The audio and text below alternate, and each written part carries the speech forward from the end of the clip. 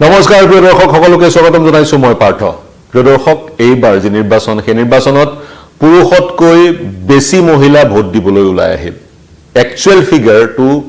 পুৰুষতকৈ মহিলাৰ বেছি ই কিহৰ ইংগিত দিছে কেৱল মাত্ৰ মহিলাসকল ভোটাধিকাৰতে সীমিত হৈ থাকিব নে তেওঁলোকে নিৰ্বাচনতো অৱতীৰ্ণ হৈ দেশৰ বিধায়ক সাংসদ বা মন্ত্ৰী হ'ব যি ধৰণে পুৰুষ হয় সমানুপাতিকভাৱে মহিলা কেতিয়া হ'ব হেবোৰ প্ৰাসংগিক প্ৰশ্ন কিন্তু মূল প্ৰশ্নটো এইবাৰ বেছি ভোট পৰিল মহিলাৰ পৰিসংখ্যাৰ দৃষ্টিৰে কিহৰ ইংগিত এইবাৰ যি পুৰুষ আৰু মহিলাৰ গেপ যোৱা তিনিটা নিৰ্বাচনত যিটো নিৰ্বাচনত সোণোৱাল জয়ী হৈ বিজেপি চৰকাৰ গঠন হৈছিল সেই নিৰ্বাচনটোৰ পৰাই ভাৰতবৰ্ষত ক্ষমা কৰিব অসমত মহিলাৰ ভোট বেছিকৈ পৰিছে পুৰুষতকৈ কিন্তু এইবাৰ সৰ্বাধিক এইবাৰ পৰিসংখ্যাৰ পাৰ্চেন্টেজৰ যদি দৃষ্টিৰে চাই 1.2% অধিক মহিলাই এইবাৰ ভোট দিছে পুৰুষতকৈ 1.2% অধিক মহিলাই এইবাৰ ভোট দিছে একচুৱেল ফিগাৰটো কি সেই বিশ্লেষণ আগবঢ়াবলৈ প্ৰয়াস কৰিম তাৰ আগতে কিছু ষ্টেটিষ্টিক্স আপোনালোকৰ সন্মুখলৈ লৈ আহিছো ষ্টেটিষ্টিক্সৰ যোগেদি বুৰঞ্জী ৰোমন্থন কৰি এই বিষয়টো বিশ্লেষণ কৰিব বিচাৰিম আমাৰ হাতত কিছু তথ্য আহি পৰিছে 1962 চনৰ পৰা প্ৰিয় দৰ্শক জেন্ডাৰ বেসড এই যি ডিফাৰেন্সিয়েশনটো কৰা হৈছিল 1962 চনৰ পৰা পুৰুষ কিমানে মতদান সাব্যস্ত কৰিছে মহিলা কিমানে মতদান সাব্যস্ত কৰিছে কেৱল অসমেই নহয় ভাৰতবৰ্ষৰ সকলো ৰাজ্যত 62 চনৰ লোকসভা আৰু বিধানসভাৰ নিৰ্বাচনসমূহৰ সেই ধৰণৰ ফিগাৰবোৰ উলিওৱা হৈছিল 62 চনত অসমৰ অৱস্থা খুবেই তথৈবচ আছিল তেতিয়া মহিলাসকল চাৰিবেৰৰ মাজত আবদ্ধ হৈ আছিল তেনে ধৰণৰ এক পৰিবেশ আছিল সেইবাৰ পুৰুষ ভোটৰ 1962 চনৰ বিধানসভাত যিটো চনত চীনে ভাৰত আক্ৰমণ কৰিছিল অৰুণাচল সীমান্তইদি সেই চনটোত বিধানসভা নিৰ্বাচন হৈছিল 1962 চন 1962 চনত মন কৰিব পুৰুষ ভোটাৰ প্ৰায় 58% মহিলা ভোটাৰ প্ৰায় 42% গতিকে ডিফাৰেন্স কিমান ডিফাৰেন্স হৈছে প্ৰায় 16% কিন্তু ক্ৰমান্বয়ে মহিলা ভোটাৰৰ সংখ্যা বৃদ্ধি হৈ পাৰ্চেন্টেজটো বৃদ্ধি হ'বলৈ ধৰিলে 1978 চনৰ যেটো নিৰ্বাচন 1978 চনৰ নিৰ্বাচনত সেই 42% গৈ পেলাই 47 প্ৰায় 48% হ'ল তৎসত্ত্বেও কিন্তু পুৰুষ আৰু মহিলাৰ ভোটৰ পাৰ্চেন্টেজৰ মাজত প্ৰায় 12%ৰ এটা ডিফাৰেন্স থাকিলে গৈ আমি 1991 চনলৈ আহো যেটো নিৰ্বাচনত বিধানসভা নিৰ্বাচনত হিতেশ্বৰ শইকীয়া মুখ্যমন্ত্ৰী হৈছিল কংগ্ৰেছ জয়ী হৈছিল 1991 চনত কিন্তু পুৰুষ আৰু মহিলাৰ যেটো ডিফাৰেন্স সেই ডিফাৰেন্সটো কমি আহিলে 1% হ'ল পুৰুষ ভোটৰ সংখ্যা 75% মহিলা ভোটৰ সংখ্যা 73% 91 লৈ মহিলাসকল সজাগ হ'ল যে ভোট দিব যে লাগে সেই উপলব্ধি তেওঁলোকৰ আহিলে বা সেই সজাগতাৰ ফলস্বৰূপে তেওঁলোকে ভোট দিবলৈ ওলাই আহিলে পুৰুষ আৰু মহিলাৰ মাজত ডিফাৰেন্সটো কমি আহিল একচুৱেল নাম্বাৰত এই ডিফাৰেন্সটো অধিক হ'ব কিন্তু পাৰ্চেন্টেজৰ হিচাপত 1% তেজৰ তফাত আমি পৰিলক্ষিত কৰিলো তাৰ পিছত 96 ত চাওক 96 ৰ যেটো এছেম্বলি ইলেকচনত টু ঠিক অনুৰূপ ধৰণে 96 ৰ এছেম্বলি ইলেকচনত 2% ৰ তফাত 80% আৰু 78% অনুৰূপ ধৰণে যদি আপুনি চাই 2001 চনৰ বিধানসভা নিৰ্বাচনত আমি দেখিব কিন্তু মহিলা কমকৈ ওলাই আহিল পুৰুষ 78% ওলাই আহিল মহিলা ইয়াৰ বিপৰীতে 72% সীমিত হৈ থাকিল 6% ৰ ডিফাৰেন্স তাৰ পিছত 2001 ৰ পৰা আমি পুনে 2006 লৈ আহো কংগ্ৰেছে চৰকাৰ গঠন কৰিছিল সেইবাৰ 76% পুৰুষ ইয়াৰ বিপৰীতে আকৌ 75% মহিলা এগেইন 1% ৰ ডিফাৰেন্স মহিলা কিন্তু তেতিয়ালৈকে পাৰ্চেন্টেজৰ দৃষ্টিৰেও পুৰুষক অতিক্ৰম কৰিব পৰা নাছিলে গৈ সেইবাৰ তৰুণ গগৈ মুখ্যমন্ত্ৰী হৈছিল কংগ্ৰেছ জয়ী হৈছিল গৈ 2011 চনলৈ আহোম 2011 চনত মন কৰিব 2011 চনত 77% পুৰুষ আৰু 75% মহিলা 2% ৰ ডিফাৰেন্স তেতিয়া আমি পৰিলক্ষিত কৰিলো এটা 2016 চনলৈ আহোম 2016 চনৰ পৰা পথ পৰিৱৰ্তন হ'বলৈ আৰম্ভ কৰিলে যিবাৰ সোণোৱাল জয়ী হৈছিল সেইবাৰ সোণোৱাল জয়ী হোৱা বাৰ 84% পুৰুষ 84.33% পুৰুষ দিয়াৰ বিপৰীতে 84.7% মহিলা প্ৰায় 0.3% মহিলাই অধিক ভোট প্ৰদান কৰিলে সোণোৱাল জয়ী হোৱা বাৰ 2016 চনত তাৰ পিছত কিন্তু মহিলা ভোটাৰৰ সংখ্যা পুৰুষতকৈ পাৰ্চেন্টেজৰ দৃষ্টিভংগীৰে বাঢ়িয়ে থাকিলে এতিয়া মন কৰিব 2021 চনত যিবাৰ ডক্টৰ হিমন্ত বিশ্ব শৰ্মা মুখ্যমন্ত্ৰী হৈছিল বিজেপি পুনৰ জিকিছিল সেইবাৰ তফাত প্ৰায় 0.7%, পুৰুষ 21.6%, মহিলা 82.01%, কিমান তফাত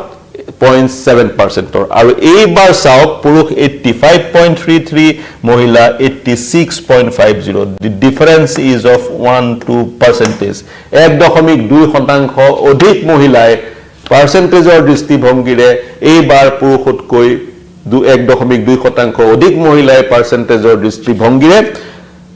যদি চোৱা যায় ভোট প্ৰদান কৰিলে বুলি ক'ব পাৰি। একচুৱেল নাম্বাৰটোলৈ আহো প্ৰিয় দৰ্শক, একচুৱেল নাম্বাৰটো কি এয়া পাৰ্চেন্টেজৰ হিচাপত আপোনালোকক আগবঢ়ালো আমি। চাবলৈ গ'লে অসমত আপোনালোকে জানে ভোটাৰ কিমান 2,49,58,139 গৰাকী ভোটাৰ। ইয়াৰে মহিলা আৰু পুৰুষ ভোটাৰৰ সংখ্যা প্ৰায় সমান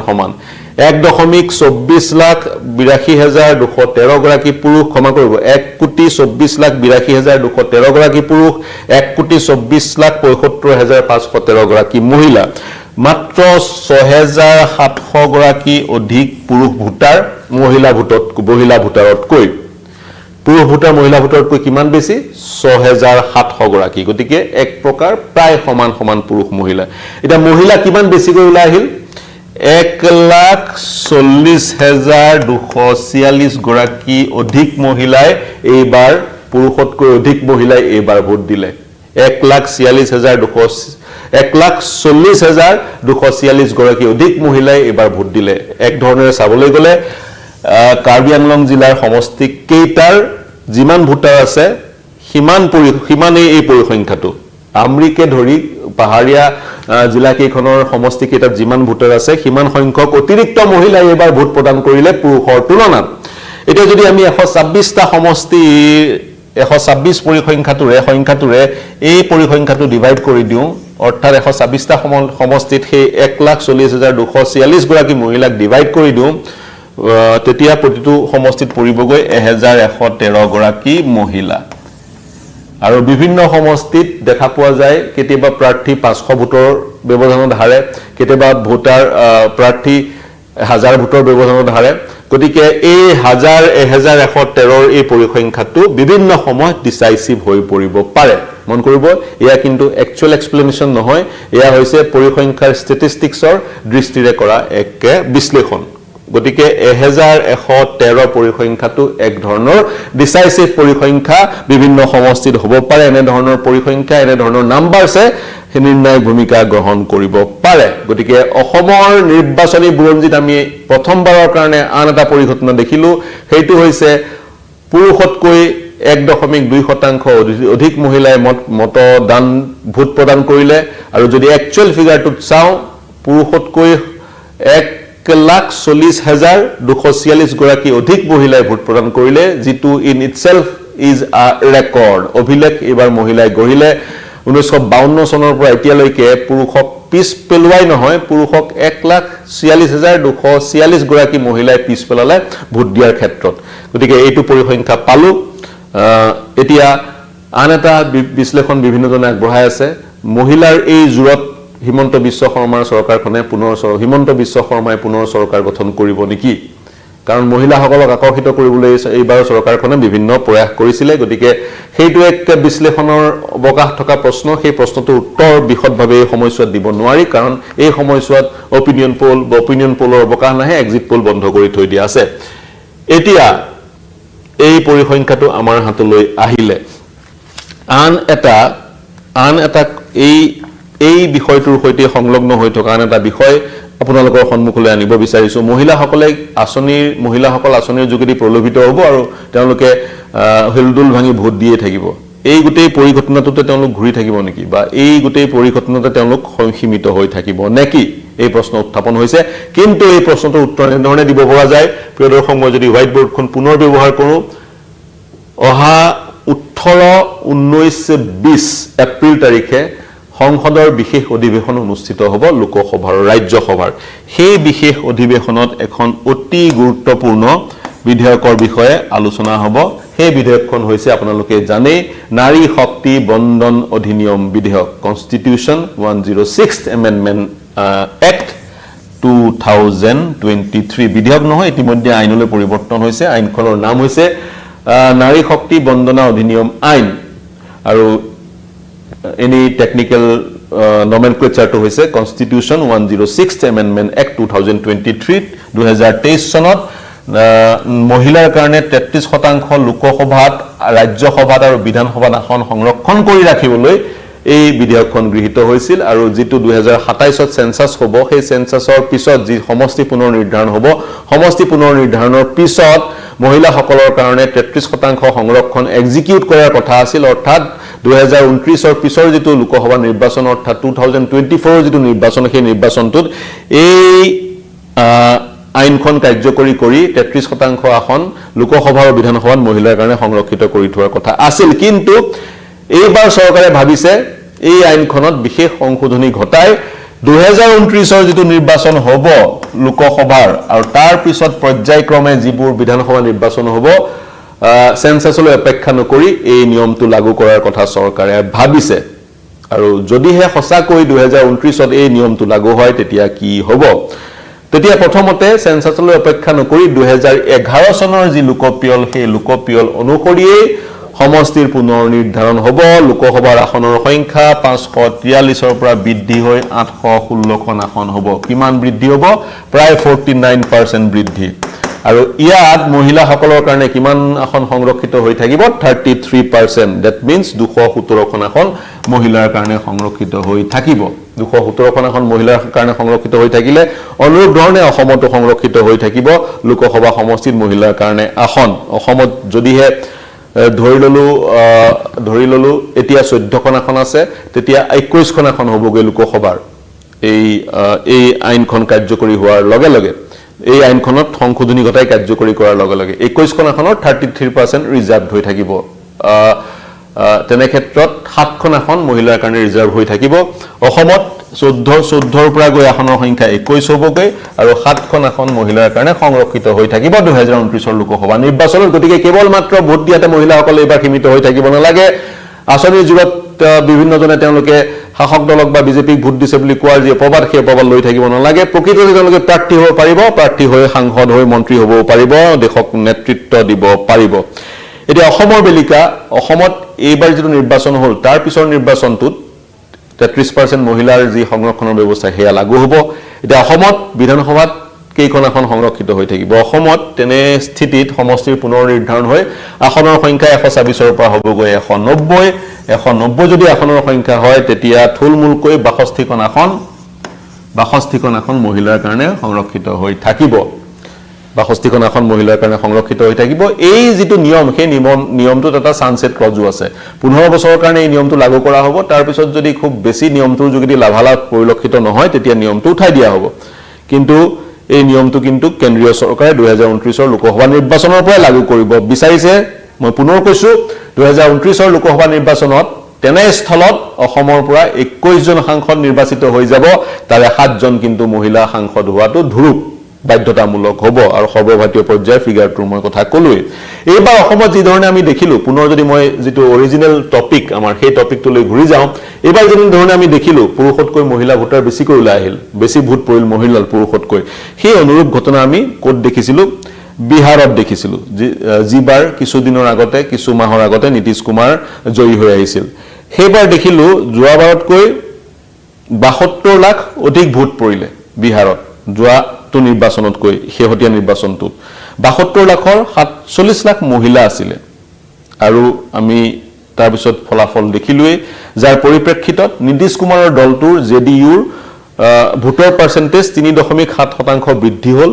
আৰু বিজেপিৰ ভোটৰ পাৰ্চেন্টেজ 1% বৃদ্ধি হ'ল গতিকে এইবাৰো যি সচৰাচৰ বিজেপিৰ ভোটৰ পাৰ্চেন্টেজ সীমিত হৈ থাকে 33-34% মহিলা ভোটাৰৰ যোগেদি 1% বা 1.5% বৃদ্ধি হ'ব নেকি মন কৰিব যিখন ৰাজ্যত 2.5 কোটি ভোটাৰ সেইখন ৰাজ্যত 1% সুইং পৰ্যাপ্ত চৰকাৰ বনাবলৈ বিধায়ক জয়ী হৈ আহিবলৈ সেই সুইংয়ে পৰ্যাপ্ত গতিকে এনেবোৰ